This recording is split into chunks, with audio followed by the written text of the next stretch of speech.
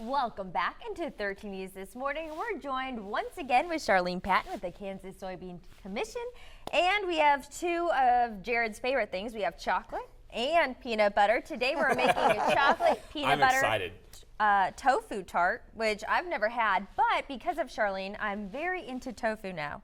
Oh, well, yes. great. My mom was like, since when did you start liking tofu? I'm like, since we started doing these soybean little segments. So, all right, Charlene, what do we have? Well, the Kansas Soybean Commission is going to be very proud of you. So I'm excited. You. This is a recipe from the Soy Foods Council, and that they put out to do for Valentine's Day. And I thought, well, we'll just try it. Okay. It is so simple. Now, I've already done the crust here. These are Oreo cookies. There are 18 of them in there.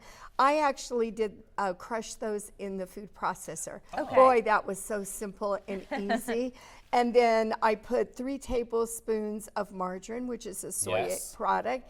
Put that in the microwave in this dish. Okay. And melted it. Then put the cookies in there and then just stirred it up and then pressed it in there. Well, now what I like to do, since I don't have a food processor, mine is called the Broyles Girls. I put the cookies into a Ziploc bag, give them the give them the roller, and they go to town, right? And that is perfect because this is Bake for Family Fun Month. There you and go. I was going to say, every step along the way, there is a step that a child of any age can do. Why are you Get looking them at me involved in the instead of kitchen. Raina? No, well, yeah.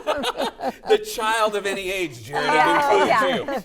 What's next? All right, so then this is the mixture for the filling, and it only has a few ingredients. We have 1 package of silken tofu. Be sure to drain it. Okay. We've looked at tofu before, so you know that it's just white and has no flavor. It just takes on the flavor of whatever you meant.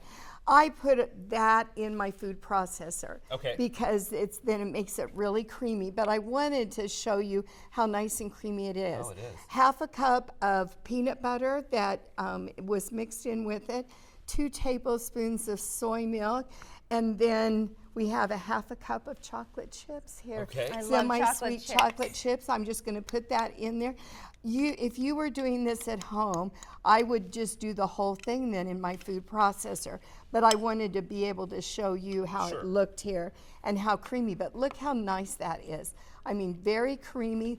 That tofu will set up. You can see how nice it sets up. And you have the finished product here. It'll, excuse me, it'll make 9 servings. What? Okay, did you eat that? No. Are you the one that's already been in there? It's right there. Oh, that's I was like, somebody's already been in it. Okay.